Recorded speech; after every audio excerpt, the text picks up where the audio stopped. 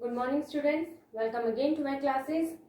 हमारा चल रहा है फिलहाल चैप्टर नंबर 4 जो कि हमारा थ्योरी ऑफ डिमांड यानी कि मांग का सिद्धांत, और इसको हम कंटिन्यू कर रहे हैं। अभी तक हमने इसके 2 टॉपिक्स कर लिए हैं, जो कि हमने फर्स्ट वन किया था कि हम एक मांग वक्र को कैसे बनाते हैं, चाहे वो व्यक्तिगत मांग वक्र है और चाहे वो बाजार मांग वक्र है, वो हमारा हो चुका है। अब हम करने जा रहे हैं इसका नेक्स्ट टॉपिक, जो कि है मांग फलन यानी डिमांड फंक्शन क्या होता है।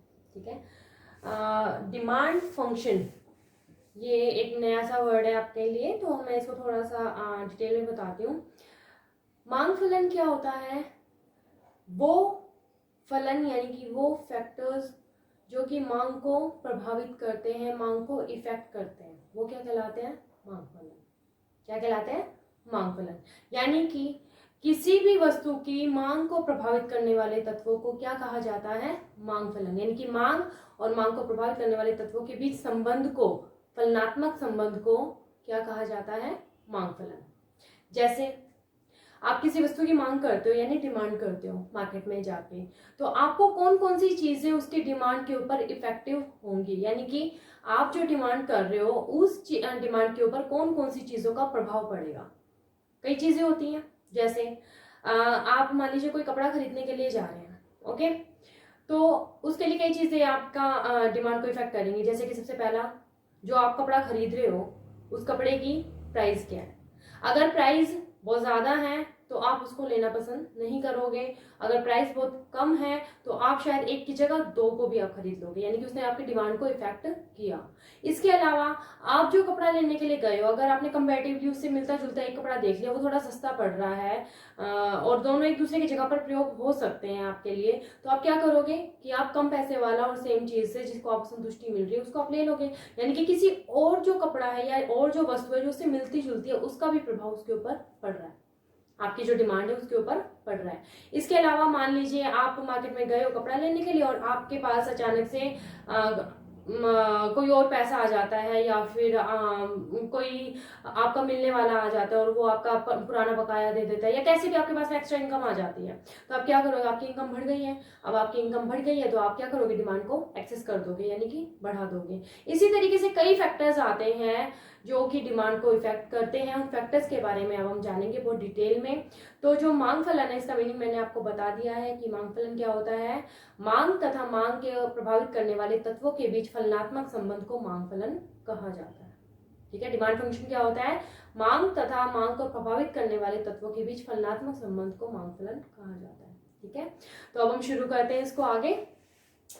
जो मांग फलन यानी डिमांड फंक्शन होता है वो 2 तरीकों का होता है, यानी 2 पार्ट में हम उसको डिवाइड करते हैं। पहला आता है इसके अंदर व्यक्तिगत मांग फलन यानी इंडिविजुअल डिमांड फंक्शन, एंड दूसरा आता है हमारा बाजार मांग फलन यानी कि मार्केट डिमांड फंक्शन। ठीक है, व्यक्तिगत वही हमारी दोनों चीजें आनी है जो हमने वक्र के टाइम पे पढ़ा था। जब हम किसी एक व्यक्ति को इवेलुएट करते हैं तो वो क्या कहलाता है? व्यक्तिगत। और जब हम एक से ज्यादा व्यक्तियों को इवेलुएट करते हैं, यानी कि 2 या 2 से ज्यादा व्यक्तियों के बारे में हम जानकारी लेते हैं, तो वो क्या कहलाता है? बाजार मांग फलन। ठीक है, तो व्यक्तिगत को हम पढ़ रहे हैं। सबसे पहला आ रहा है हमारा टॉपिक व्यक्तिगत मांग फलन क्या होता है। इसको हम एक फॉर्मूले में कन्वर्ट कर रहे हैं। dx is equal to function of px pr y t and e। फिर से मैं एक बार रिवाइज कर रही हूँ।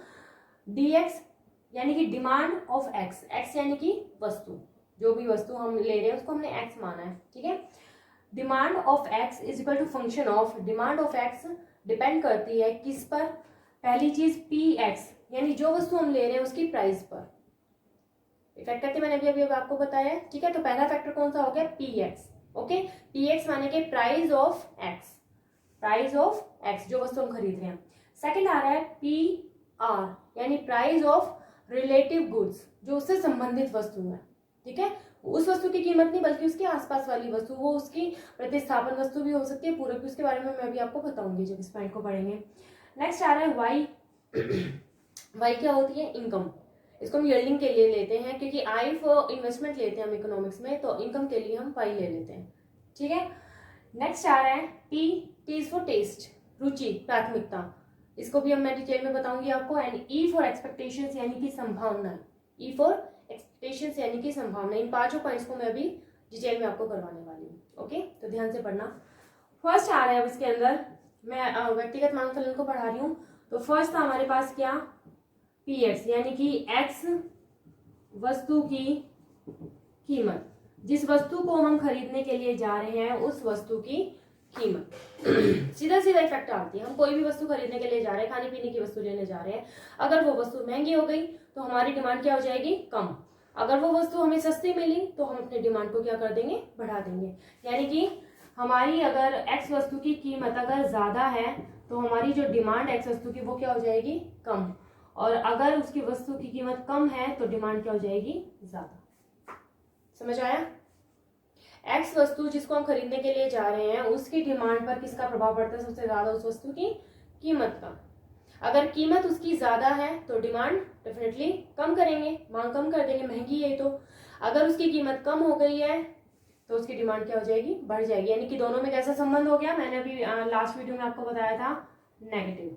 जब भी दोनों चीजें ऑपोजिटिवली चलेंगी, एक चीज बढ़ रही है तो एक चीज घट रही है, एक चीज घट रही है तो एक चीज बढ़ रही है, तो ऐसे में उनका रिलेशनशिप कैसा हो जाएगा, नेगेटिव। तो फर्स्ट पॉइंट आ गया बेटा समझ में अच्छे से। सेकंड आता है पी आर, यानी कि संबंधित वस्तुओं की कीमत। अब ये कैसे इफेक्ट करती है, ये जो संबंधित वस्तुएं होती हैं किसी भी वस्तु से, वो दो प्रकार की होती हैं। पहली आती है सब्स्टिट्यूशन गुड, यानी कि प्रतिस्थापन वस्तु। प्रतिस्थापन वस्तु प्रतिस्थापन का क्या मतलब होता है, एक दूसरे के स्थान पर प्रयोग की जाने वाली वस्तु। प्रतिस्थापन, एक प्रति मतलब एक वस्तु के स्थान पर दूसरी वस्तु को प्रयोग किया जा सकता है तो उसको हम क्या बोलेंगे, प्रतिस्थापन। फॉर एग्जाम्पल चाय और कॉफी, गन्ने का जूस या मौसमी का जूस, और भी क्या एग्जाम्पल्स हम ले सकते हैं, ठीक है, कोई फ्रूट है, दोनों में से कोई भी हम ले सकते हैं। तो प्रतिस्थापन वस्तु के लिए हम एक वस्तु का एग्जाम्पल लेके चलते हैं, क्या, चाय और कॉफी। अगर मान लीजिए हमने चाय की डिमांड की है, कॉफी जो है उसकी प्रतिस्थापन वस्तु उसकी जगह पर प्रयोग हो सकते हैं, तो उसकी कीमत का चाय की डिमांड पर क्या इफेक्ट पड़ेगा, डेफिनेटली पड़ेगा। अगर मान लीजिए सबसे पहले तो प्रतिस्थापन वस्तुएं वो वस्तुएं होती हैं जो एक दूसरे के स्थान पर प्रयोग की जा सकती हैं, जैसे चाय और कॉफी। अगर मान लीजिए कॉफी की कीमत में वृद्धि हो गई, हम डिमांड की बात कर रहे हैं चाय की, तो चाय की डिमांड पर क्या इफेक्ट पड़ेगा, चाय की डिमांड पर क्या इफेक्ट पड़ेगा।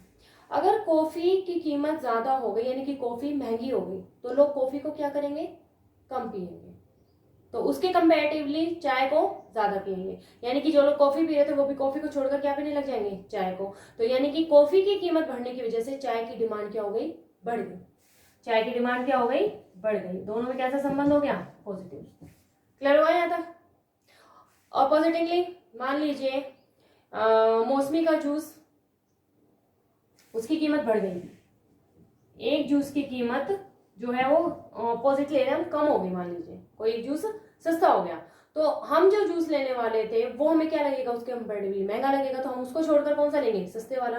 तो हम जो जूस लेने वाले थे, यानी कि हम मान लीजिए मिक्स जूस लेने वाले थे, तो उसकी जो डिमांड है वो क्या हो जाएगी, कम, क्योंकि जो कंपैरेटिवली है उसके स्थान पर प्रयोग हो सकता है उसकी कीमत कम हो गई, तो हम अपने वाला छोड़कर उसको लेना शुरू कर देंगे। दोनों को वैसे ही हम देख रहे हैं कि दोनों की डायरेक्शन जो है सेम है, दोनों साथ साथ कम हो रहे हैं, तो ये क्या हो जाएगा, नेगेटिव। आप कोई सा भी एग्जाम्पल इसके अंदर लिख सकते हो, ठीक है। वो इजी कंसेप्ट, आप चाय और कॉफी को लेके चलिए, एक की कीमत बढ़ने पर दूसरे की डिमांड बढ़ जाती है, क्योंकि एक वस्तु अगर महंगी होगी तो उसको लोग लेंगे नहीं, दूसरी वस्तु को लेकर चलेंगे, ठीक है बेटा। सेकंड आती है इसमें वस्तु पूरक वस्तुएं।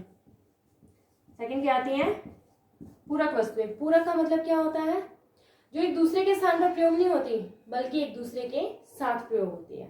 यानी एक वस्तु का अकेली का कोई भी महत्व नहीं होता है, वो दूसरी वस्तु के साथ ही प्रयोग होती है। फॉर एग्जाम्पल कार और पेट्रोल। मैं इसका एग्जाम्पल दे देती हूँ, कार और पेट्रोल। कैसे, अब एक वस्तु की डिमांड पर दूसरे वस्तु की कीमत का क्या इफेक्ट पड़ता है, खुद से सोचिए। अगर मान लीजिए पेट्रोल की हम डिमांड की बात कर रहे हैं, ठीक है, पेट्रोल की डिमांड पे कार की कीमत का क्या इफेक्ट पड़ता है। अगर मान लीजिए कार की कीमत बढ़ गई, कार की कीमत जो है वो बढ़ गई, तो पेट्रोल की डिमांड पे क्या इफेक्ट पड़ेगा। कार की कीमत बढ़ गई तो कार क्या हो गई, महंगी। जब कार महंगी हो गई तो लोग कार को क्या करेंगे, कम खरीदेंगे। जब कार को कम खरीदेंगे पेट्रोल को भी कम खरीदेंगे, यानी कार की कीमत बढ़ने की वजह से पेट्रोल की जो डिमांड है वो कम हो गई। कार की कीमत बढ़ने से डिमांड पर इफेक्ट पड़ा किसके? पेट्रोल की पे। क्यों? क्योंकि दोनों पूरक वस्तुएं हैं। ठीक है। इसी तरह से अगर कार की कीमत कम हो जाती है, कार सस्ती हो गई, तो लोग ज्यादा कार खरीदेंगे। जब ज्यादा कार खरीदेंगे तो पेट्रोल भी ज्यादा खरीदेंगे, तो पेट्रोल की डिमांड जो है वो बढ़ जाएगी। इन दोनों में कैसा कनेक्शन होता है? नेगेटिव। यानी प्रतिस्थापन वस्तुओं में कैसा कनेक्शन होता है? हमेशा पॉजिटिव, और पूरक वस्तुओं में होता है हमेशा नेगेटिव। 2 पॉइंट है बेटा समझ में अच्छे से। थर्ड पे आते हैं हम Y. Y is for income, यानी कि आय। एक उपभोक्ता की आय का उसकी डिमांड पर क्या इफेक्ट पड़ता है? उपभोक्ता की आय का उसकी डिमांड पर क्या इफेक्ट पड़ता है? सिंपली अगर अच्छी वस्तु है, सामान्य वस्तु है जो उपभोक्ता प्रयोग कर रहा है, और फिर उसकी इनकम बढ़ जाती है, तो उन वस्तुओं की डिमांड भी बढ़ जाएगी। ठीक है। जैसे उपभोक्ता की आय बढ़ती है, प्रमोशन उसका होता है, उसकी इनकम में इंक्रीज होता है, तो उसकी डिमांड भी इंक्रीज डेफिनेटली होती है। यानी कि इनकम के बढ़ने पर डिमांड भी बढ़ती है। इन दोनों में पॉजिटिव संबंध होता है सामान्य वस्तुओं के संबंध में। सामान्य मतलब अच्छी वस्तु के संबंध में। मान लीजिए उपभोक्ता कोई बुरी वस्तु यूज कर रहा था पैसे की कमी की वजह से, ठीक है। अब उसके पास पैसा आ गया, यानी उसकी इनकम बढ़ गई, तो वो क्या करेगा? घटिया वस्तु को छोड़ देगा, यानी उस टाइम पे उसकी डिमांड नहीं बढ़ेगी। वो बात आती है निम्न वस्तु या घटिया वस्तु के बारे में। लेकिन अगर सामान्य वस्तु की हम बात करते हैं तो क्या होगा? इनकम बढ़ी तो डिमांड बढ़ी, इनकम घटी तो डिमांड घटी। दोनों में कैसा संबंध हो गया? इनकम घटी तो डिमांड घटी। दोनों में कैसा संबंध हो गया? पॉजिटिव, क्योंकि दोनों एक ही डायरेक्शन में जा रहे हैं। ठीक है। चौथा आता है इसके अंदर टी फॉर टेस्ट, यानी कि रुचि या प्राथमिकताएं। रुचि का क्या मतलब हुआ?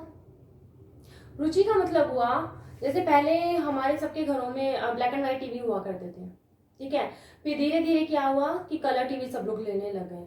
अब ब्लैक एंड व्हाइट की डिमांड हो गई खत्म, यानी कम, और कलर टीवी की डिमांड हो गई ज्यादा। तो रुचि यानी प्राथमिकता, हमारे टेस्ट ने भी डिमांड को इफेक्ट किया। आई बात समझ में? जैसे कि मान लीजिए पहले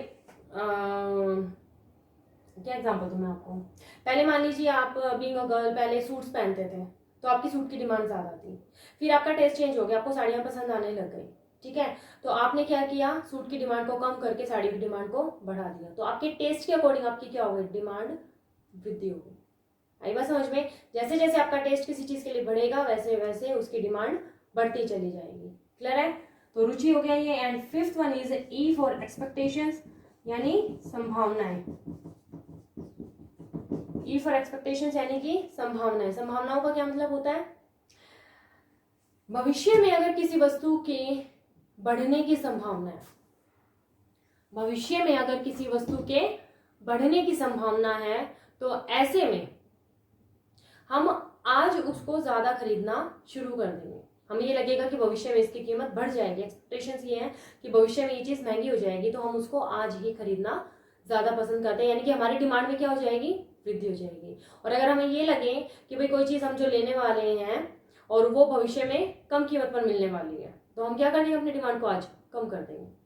आई बात समझ में? जैसे कि गोल्ड के बारे में एक्सपेक्टेशंस आती हैं कि 10 दिन बाद गोल्ड की कीमत बहुत ज्यादा बढ़ने वाली है, और हमारे घर में मान लीजिए कोई फंक्शन है वगैरह, तो हम क्या करेंगे? एक्स्ट्रा गोल्ड, या फिर हमारे घर में अभी फंक्शन नहीं है लेकिन थोड़ा टाइम बाद हो सकता है, या एनी रीजन, हम क्या करेंगे? एक्सपेक्टेशंस अगर ये है कि भविष्य में गोल्ड की कीमत बढ़ने वाली है, तो हम आज उसको स्टोर करना शुरू कर देंगे, यानी कि एक्स्ट्रा डिमांड कर देंगे, डिमांड में वृद्धि कर देंगे।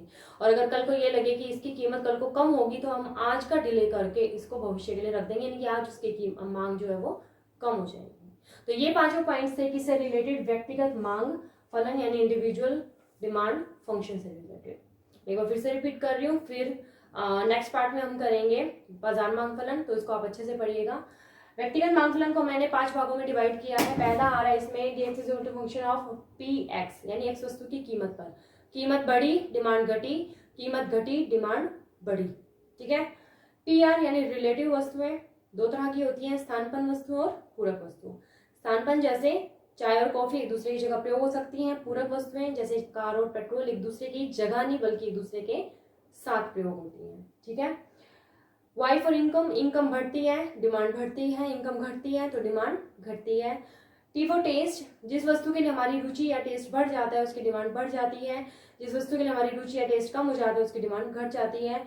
एक्सपेक्टेशंस जो होती हैं कि भविष्य में अगर किसी वस्तु की एक्सपेक्टेशंस ये हो कि उसकी कीमत बढ़ जाएगी तो आज हम उसकी डिमांड ज़्यादा करते हैं। अगर भविष्य में वस्तु की कीमत कम होने की संभावना होती है तो आज हम उसकी डिमांड कम करते हैं। क्लियर है बेटा? तो ये सारे पॉइंट्स आपको लर्न करने हैं, पढ़ के देखने हैं। अगर आपको कहीं पर भी कोई भी डाउट लगता है तो मुझसे पूछना है, ठीक है? तो अभी के लिए इतना ही, अब मिलते हैं नेक्स्ट सेकंड पार्ट में बाजार मांग फलन को पढ़ने के लिए। Thank you so much.